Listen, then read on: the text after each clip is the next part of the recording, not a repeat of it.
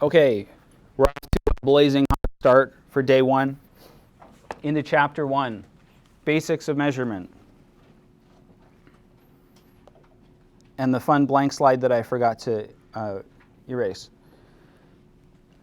One of the things, possibly your mortal foe for this class, not this one. Your mortal foe comes later. Scientific notation is not your mortal foe. It's not terribly confusing. Your calculator can also do it for you. I mentioned earlier in the last chapter that the little tiny grain of sand, the really, really small one, has an unimaginably large number of atoms, little pieces inside of it, right? Part of the way that we make numbers a little bit more palatable, a little bit more understandable, such as like this 14,000 million billion light years. Part of the way that we make it more palatable and easy to work with right off the bat is using scientific notation. So the scientific notation that we're using in this class, there's two parts. We have a decimal part. This is between 1 and 10. It's not going to be 10. It can be up to 9 point, all the nines in the world that you can possibly imagine putting behind it. It's not going to be 10. So we're going to have one number in front of the decimal.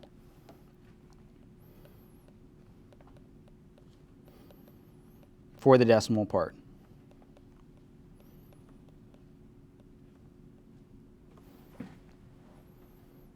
So we can have as little as 1. You can't have 0.9 because then we don't have a non-zero number in front of that decimal, so zeros don't count. We can't have 10. We can have 1, 2, 3, 4, 5, 6, 7, 8, 9. Any of those numbers for our decimal part. We're also going to have an exponent part. The exponent part is always going to have 10 in it, and it's also going to have the smaller number exponent. This can be positive or negative.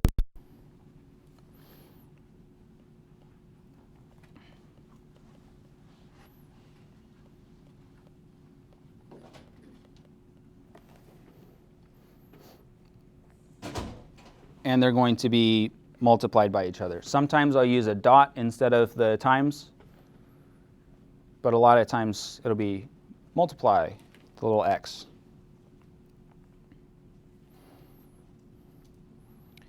With those exponents, if we have a positive exponent, that means 10 multiplied by 10, however many numbers we have there. So if we've got a 1, we only have 1 10.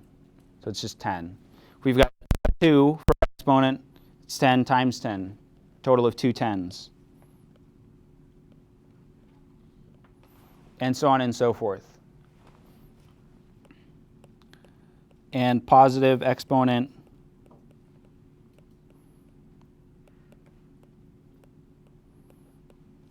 means a number greater than 1. If we have a negative exponent, that's a number smaller than 1. So for every one of those ones, this negative means that we're dividing instead of multiplying. So if we've got negative 1, we're dividing by 10 one time. If we've got negative 2, we're dividing by 10 2 times.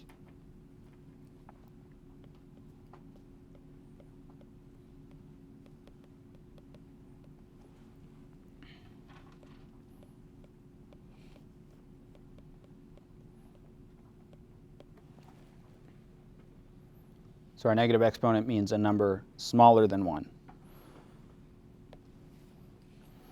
If you're already like an ace at algebra, trigonometry, calculus, we're going through it anyway because some people, it's been a while. So we want everyone to be able to start off successfully. If we want to express a number in scientific notation, any number can be expressed in scientific notation. The first step, we're going to move the decimal point, our little dot, to get to a number between 1 and 10. And then we are going to write that result multiplied by 10 raised to the number of places that the decimal point moved. The easiest way of doing it. in my opinion. The easiest way really is probably put it in your calculator with it in scientific mode, and then it just tells you. But this is also good. So in this number, 94351, our decimal point starts after the 1. We don't write it in normally because we just don't. If we had a decimal after it, we would write it in. So that's where our decimal would be. We're going to move it over a couple of spaces until we've only got one number to the left of the decimal. So 9.4351.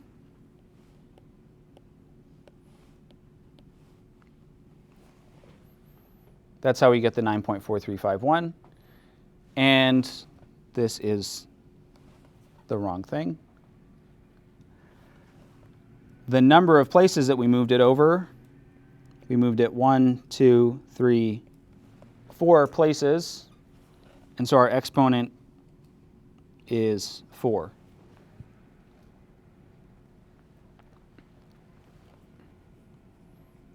You can do it, count as you go, and just write in the exponent. That works.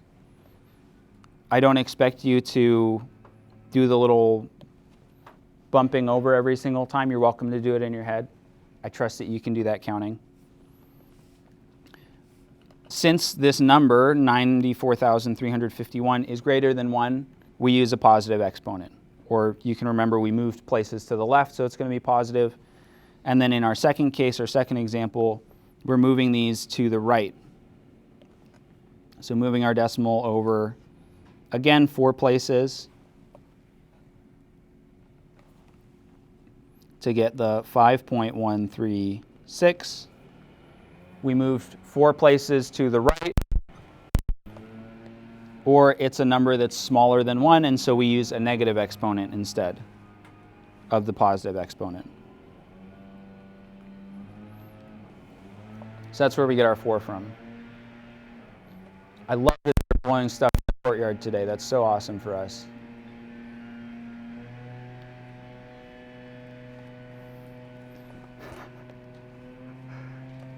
All right, a little bit of practice for you. This was last year's U.S. national debt, according to debtclock.org or whatever it is. If you're like me, you don't let that number immediately go, that's 35 trillion, $2 billion. You'd have to sit there and, okay, sets of 3, count your way up to get to, I assume it's 35 trillion and not quadrillion. But let's go ahead and practice, put that number in scientific notation.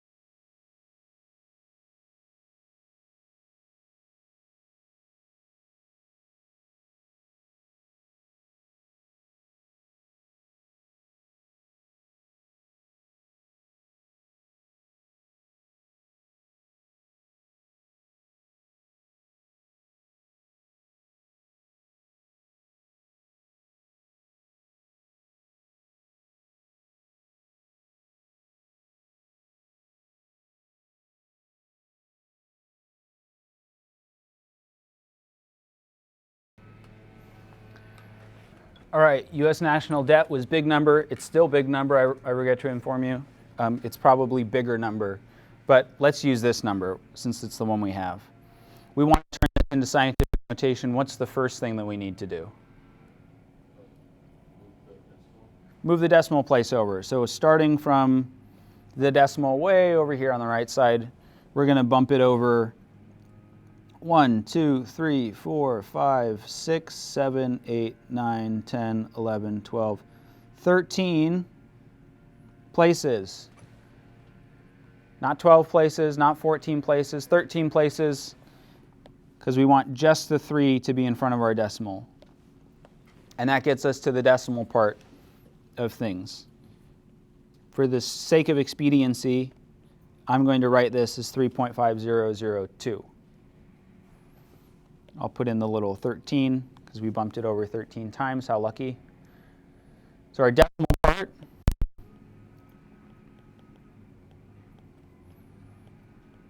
is 3.5002. We're going to have this little times 10. And is it times 10 to the 13 or times 10 to the negative 13? It is times 10 to the 13 because it was a big number. Or we moved to the left.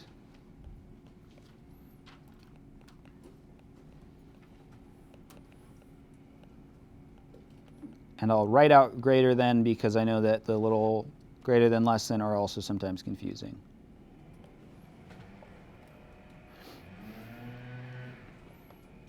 All right, so there's one for big number. Let's do one for little number. Express this number, doesn't mean anything, it's just a number, in scientific notation.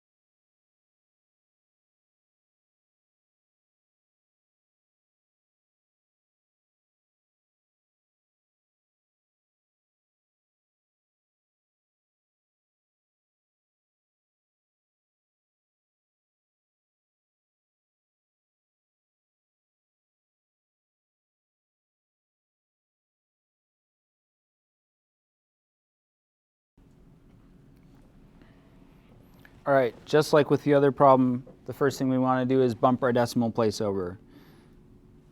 So we're going to move it over 1, 2, 3, 4 spots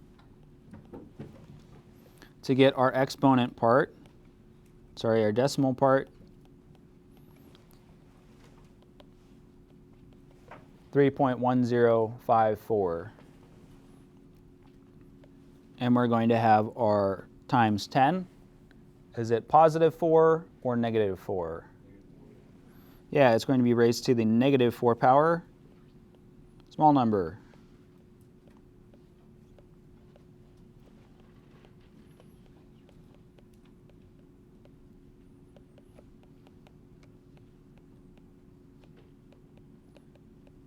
So the exponent is negative. Questions about scientific notation? We're going to use it throughout the entirety of the course. So if you don't understand it right now, that's fine. But we would like you to be able to understand it or get up to speed, get it down, rather, soonish. That's kind of a continuing theme for the class. All right, moving on to fun stuff like units. Here's a cool example sentence that hopefully you never encounter in your life. Because I, as a chemist, this is terrifying to me. When my son was 7, he walked 3, and when he was 4, he could throw his baseball 8 and tell us that his school was 5 away. You probably, in your brain, to make sense of this, put units onto these numbers. So you might have, in your mind, seen the 7. Okay, when he was 7 years old, he walked probably 3 miles, because that seems like something worth mentioning. 3 feet for a 7-year-old, not very impressive, sorry. And when he was 4, could also be 4 years old, he could throw his baseball maybe 8 feet and tell us that his school was 5 minutes, miles away. Those would both be reasonable units. There are no units in the sentence, so those units could be completely wrong. It could be the least expected units. When my son was 7 hours old, he walked 3 kilometers. Why was he walking kilometers? And when he was 4 decades, he could throw his baseball 8 miles. He's a real Paul Bunyan type, and tell us that his school was 5 days away. Maybe it's 5 days in the future. Maybe it's 5 days of walking time travel, because I guess we're rich and we can fly that far for school. Part of the reason for doing the silliness here is units. Big fan of units personally. Units make a big difference. Never write a number without a unit. It always needs to have its units. Every single time that you write a number, every number needs its unit. And that could be units. There could be multiple. Part of this is it's nice to know what we're talking about. It's nice for me to look at what you're writing on your labs and know what that number means, kind of in my brain be able to put it into some context by seeing a number associated with it. Otherwise, I don't know necessarily what part of your lab you're working on. It's also nice for you if you're working on homework, if you're working on an exam and you're looking through it to do a retake or something, and you come back and, oh, where did this number come from? If it's just like a 2, that could come from anywhere. There's lots of 2s that show up. So it helps you make sense of things that you wrote down earlier, even though you understood it at the time. So get in the habit, please get in the habit of every time that you write a number, it gets a unit associated with it, if there's a unit associated with it. The 2 most common unit systems are the one that we use, the English or customary or imperial system. I think there's some slight differences there, but most of you probably aren't going to be pedantic about that. Please don't be. And the metric system, what the rest of the world uses, and what science typically uses. So I'll write us for English system and the world for the metric system, because pretty much everyone else uses that.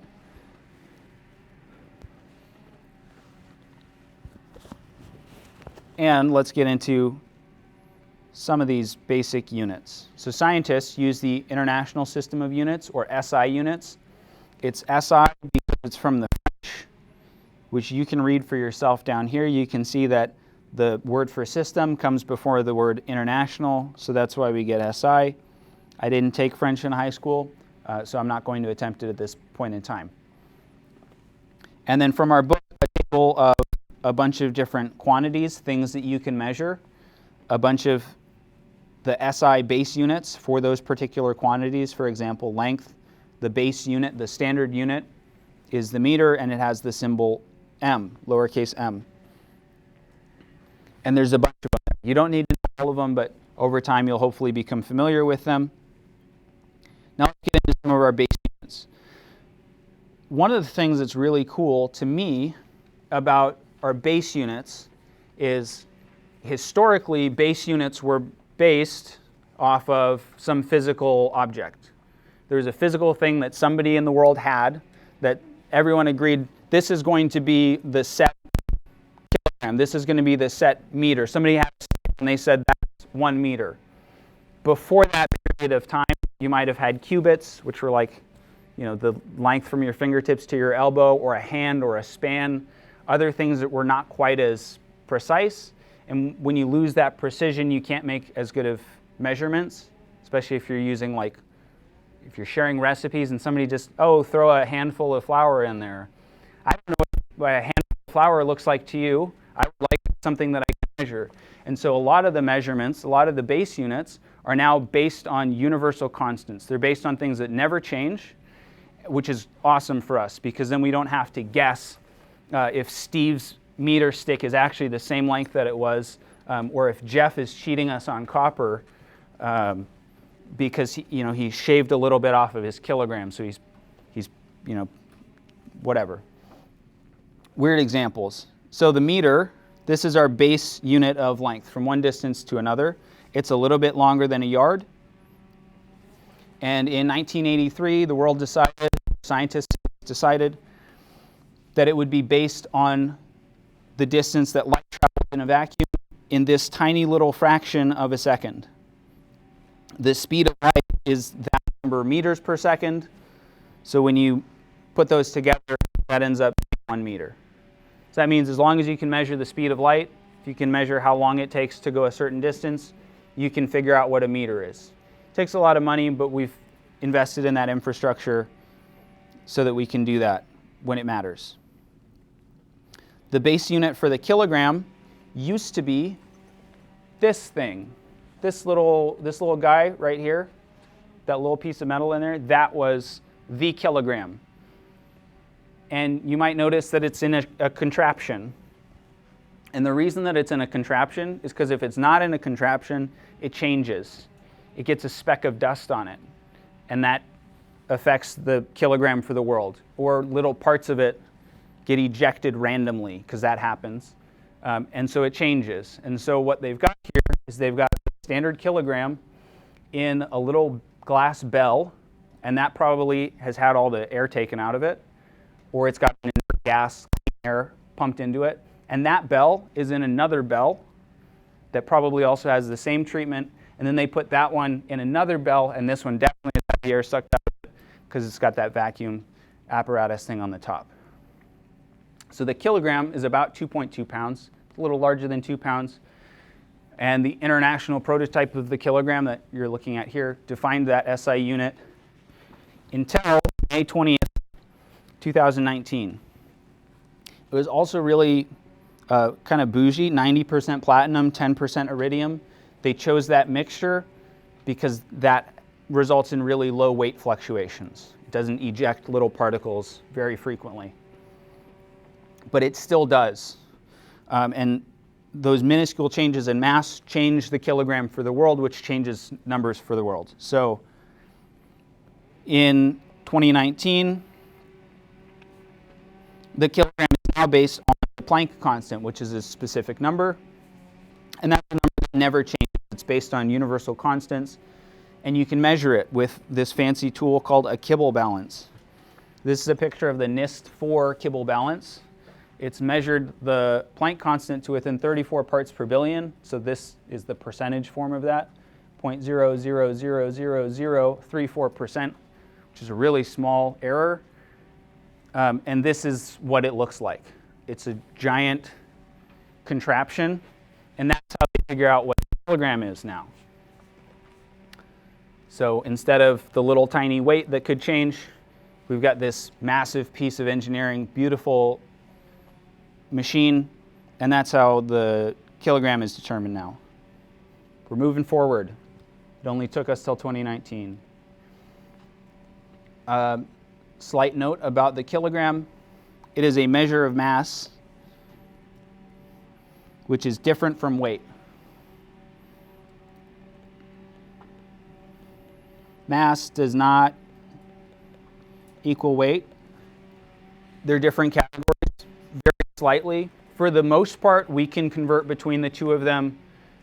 The assumption that we're making oftentimes when we do that is that we are on Earth. So 2.205 pounds is equal to 1 kilogram on Earth. Our mass is a measure of how much stuff is in a thing, how much of a thing is in some stuff.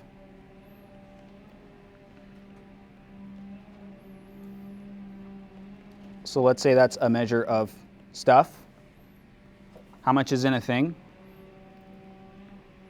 And weight measures the gravitational pull on the stuff.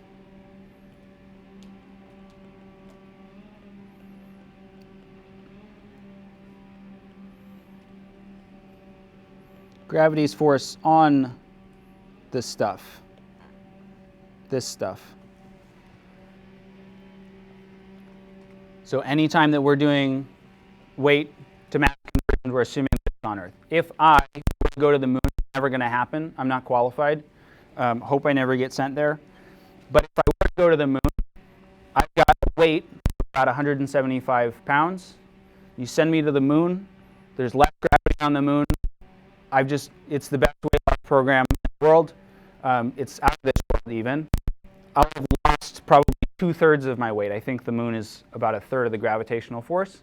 However, if I step on a balance that measures mass instead, I will be very sorely disappointed to see that I'm actually the same mass, roughly, of what I was when I left. So I've still got all the same amount of stuff that I had before. I didn't lose 2/3 of my body in space travel, or I would probably be dead. So they're different. Another common unit of mass that we'll use is the gram.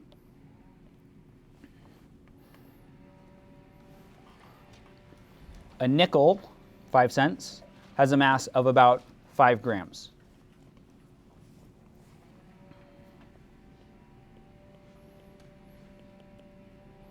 Gram is smaller than kilogram. We'll get into metric prefixes at some point. That point may even be right now, but we'll find out.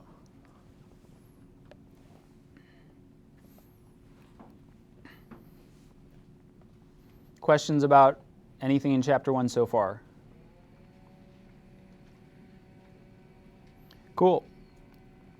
Another of our base units is seconds. This is the same second that we're used to, which is awesome for us because then we don't have to learn a new set of units for time. The second is based off of some fancy contraption like the one that we see here. It's using an atomic clock. The atomic clock takes a radioactive isotope in some sort of container. And the way that radioactive isotopes work is that they eject particles on a certain frequency. It's only based on that particular isotope. If you heat it up, it's the same speed. If you move it around really fast, it's the same speed. It doesn't matter the conditions. It's always ejecting the same number of particles. So they get a fancy machine that measures how many of those particles are ejected. And when this large number of particles are ejected from that particular isotope, that's 1 second. So it's the not being dependent on any of the outside variables part that means that our second is staying nice and consistent. Most places probably aren't using an atomic clock directly, and so you just check in with an atomic clock every now and then. So those are some of our base units. Now let's learn prefix multipliers. One of the things that's really nice about the metric system is that everything's in powers of 10. In the English or imperial system, it is not in powers of 10. How many inches are in 1 foot? There's 12 inches in a foot. How many feet are in a yard? 3, right? 3 feet in a yard. How many feet are in a mile? 5,280. How many ounces are in a pound? How many ounces are in a cup? None of those are base powers of 10, which means the reason probably you are able to come up with those is you spent a long time working within the system, you've learned the rules of the system, you've over time memorized the numbers. In the SI system, it's all tens. There's a bunch of labels that we have to learn, probably not as many as in the English system, but there are a bunch of prefix multipliers, but they're all changing it by powers of 10. So just moving the decimal place over one way or the other, which makes things really convenient, especially for doing calculations. So when we're using prefix multipliers, we want to pick one that's most convenient. There's a little bit of wiggle room in what's most convenient.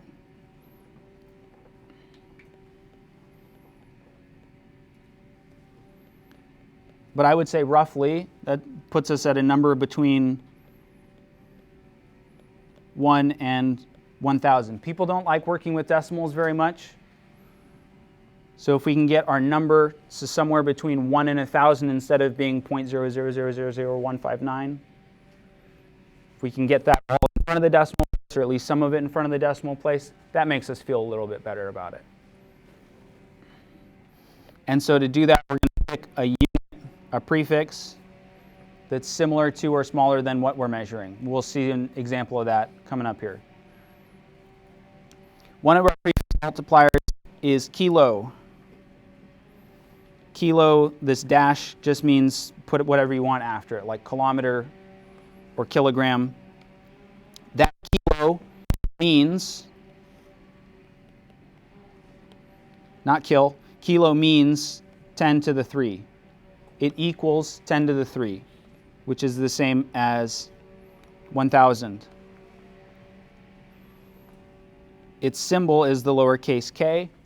Anytime that you see this lowercase k, you can substitute in, instead of that k, you can substitute in 1,000.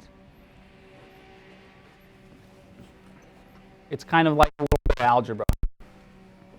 So we can swap in 1 kilometer equals 1,000 meters.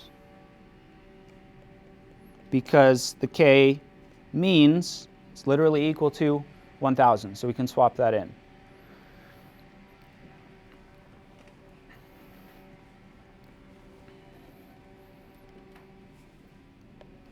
Questions so far about prefix multipliers? Questions can include, I'm confused. Questions are also a great way to slow me down if you feel like I'm going too fast. Here are some of the prefix multipliers. This is not an inclusive list or an exhaustive list. It's just a lot of them. So a couple of the important ones. Here's how we use this scale. We've got our words part, what we might call it if we were talking about it in words, in number size. We've got all of our different prefixes and their symbols after them. We've got the decimal form, so each of these prefixes is equal to this decimal form. There's also the power of 10 version, so the exponent is the number of zeros we have after. And then just the exponent pulled out by itself. This is from Wikipedia, basically. Some of the important ones to know here are kilo, centi, milli. Let me do arrows instead. Kilo, centi, and milli. Those are the 3 most important ones for you to know. Some of these you might recognize if you've spent any time using a computer. Kilo, if you're a little bit older, you've probably seen in the computer context. Mega, like megabytes, gigabytes, terabytes, possibly even petabytes. So that's where the prefixes come from for our storage units on our computers, on our phones, on our iPads. On the small side of things, centi, like in centimeters, and milli, also like in millimeters. Those come up quite a bit. The bonus ones, I would say, micro and nano. No thank you, Siri. And mega.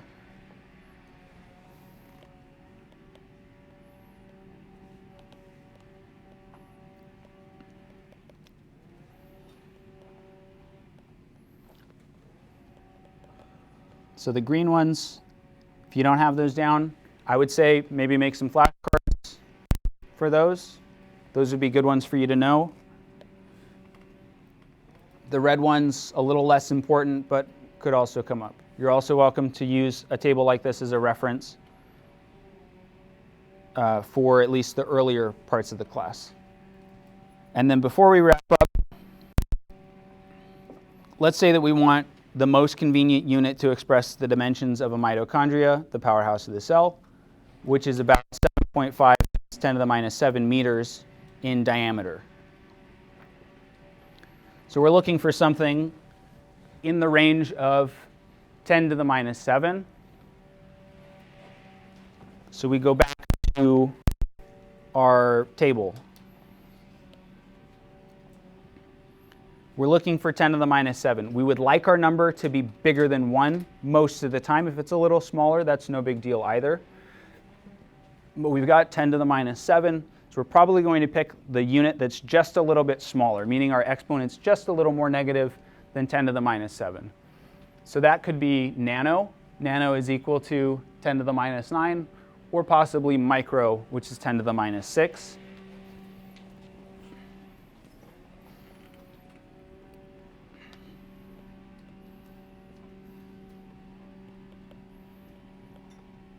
So nano is smaller than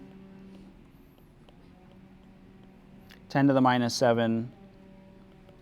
So it gives us a nicely sized number, or a nice sized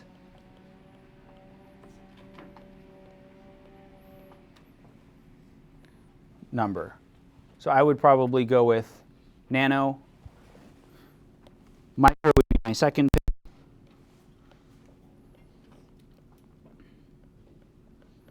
And if you chose mega or milli, I would say that mega is a really bad choice. Milli's a slightly less bad choice, but also not a great pick.